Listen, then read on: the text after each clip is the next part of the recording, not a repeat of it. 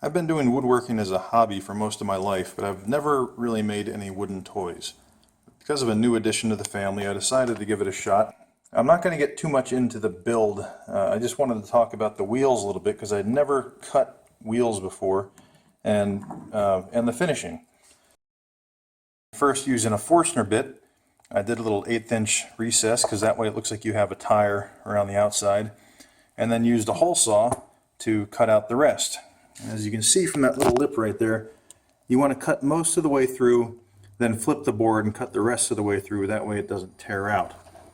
And then for sanding, looked around online for a couple different ideas and saw one recommendation to use a bolt and chuck the, or rather stack the wheels into the bolt and then put that inside your drill press, and then you can sand them all at once. And that works pretty well for getting them uniform thickness on the outside, but doesn't really help so much with getting the corners round or the edges round. I did this on a router table anyway, but still, if you want to sand all the different parts and then put the finish on there, stacking them up isn't quite as helpful as having them in there individually, and that can be pretty time consuming. So the problem with this method is that, I don't know if you can see it, but the chuck will eventually flatten out the threads, and then every time you take it out to put in more wheels, you have to fight against the threads, and then eventually this thing becomes unusable. So the obvious solution would be to use the smooth end, and then you got the problem with the head. So once again, obvious solution, cut the head off. So I got another bolt. I got a nice stainless steel one just because why not. And at first I cut the threads down a little bit lower. In hindsight, that wasn't necessary. I'll show you why in a little bit. And for a finish, I'm going with Mod Podge again. I'm still playing around with that. It's really like thick water-based polyurethane. That's the closest thing it reminds me of. It's non-toxic, and I'm not putting on a thick finish, so I figured it would be okay for a kid's toy. It's thin enough that it's not going to flake off, and it gives a little protection to the wood, whereas something like wax or some of the oil finish, like wax and walnut oil or something like that probably wouldn't hold up as long. I'm still going to give it a coat of wax when I'm done, but for now I'm gonna start out with the Mod Podge. So I'm going to show the process I use for finishing the wheels. Let me switch over cameras and get this started.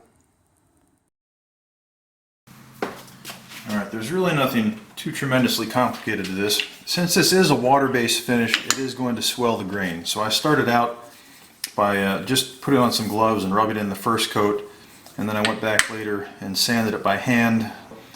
The process now is to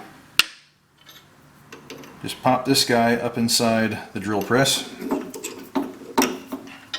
And now I'll show you why I don't think it was necessary to cut the extra threads on there. At first I was using a bolt and a washer, or rather a nut and a washer, to hold the piece of the wheel on there. But then from putting the water-based finish on the inside, turns out that I can just thread this on, and it's not on there tight. I could yank that off if I wanted to, but I'm not doing heavy sanding here. I'm just trying to get on some finish. So what I really want, it would be ideal if it was about this height, because the tip of the bolt is not really protruding past the wood, and that lets me get the finish on there a little bit better. But alright, I decided to add this clip in after the fact just to show you what I was talking about here. This way you have the post sticking out of the middle, so when you're trying to sand or put on the finish, you're fighting against that. So the easy way to fix that is just to put another nut on the top.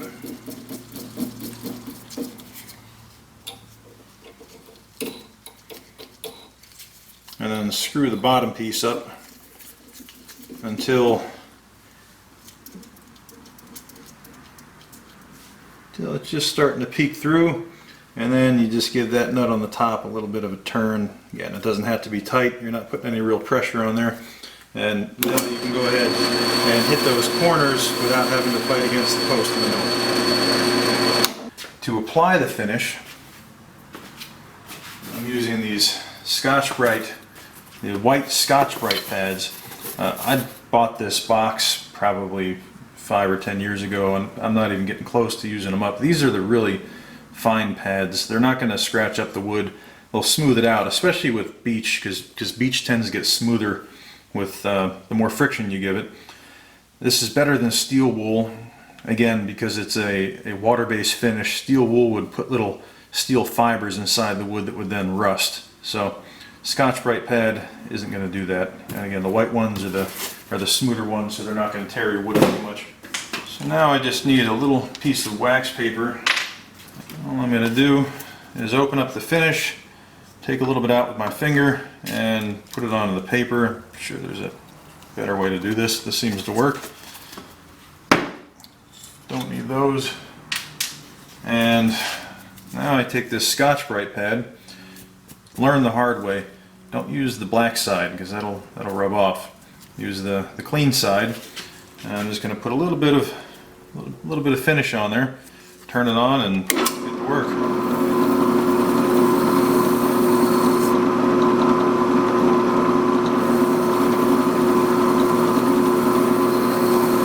While I'm putting this on, this is actually smoothing the wood.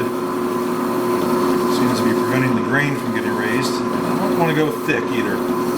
Again, I just want a surface finish. I'm not trying to build this up. I just want to make sure the finish is sealed. And because I'm using friction and heat, friction builds heat, it's drying very quickly and is pushing it into the pores to make a good seal on the wood.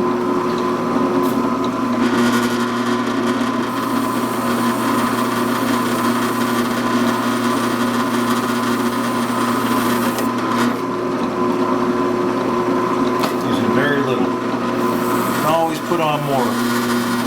If you get it too wet, you're going to end up with clumps and a mess.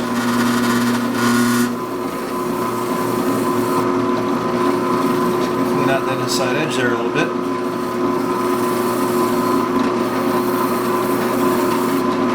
And that should be a finished wheel. And again, because I didn't use a nut, I don't have to worry about trying to get a socket on there or a wrench to take this thing off.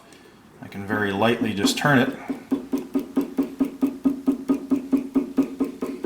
And it falls right off of there.